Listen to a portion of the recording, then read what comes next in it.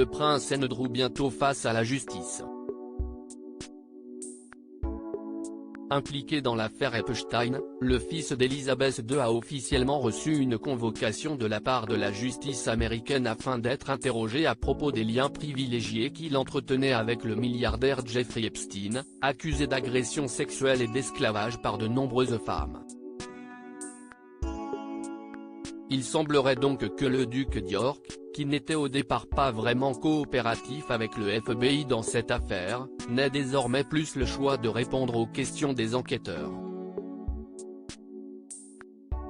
Un nouveau coup dur pour la famille royale britannique qui depuis l'interview du prince Andrew accordée à la BBC, pour s'exprimer sur cette affaire et nier y être lié, a décidé de mettre le père des princesses Eugénie et Béatrice de côté, lui sommant de se retirer de la vie publique.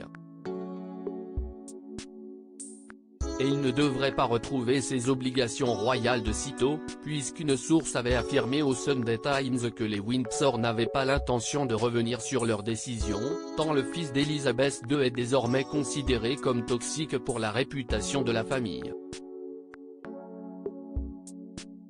Le prince Andrew sort enfin de son silence selon The Sun, les services de la justice américaine ont contourné le palais de Buckingham et ont déposé une demande d'assistance juridique mutuelle, MLA, auprès du ministère de l'Intérieur britannique, permettant ainsi au prince Andrew de comparaître devant un tribunal britannique en tant que témoin dans les mois à venir, voire de témoigner sous serment.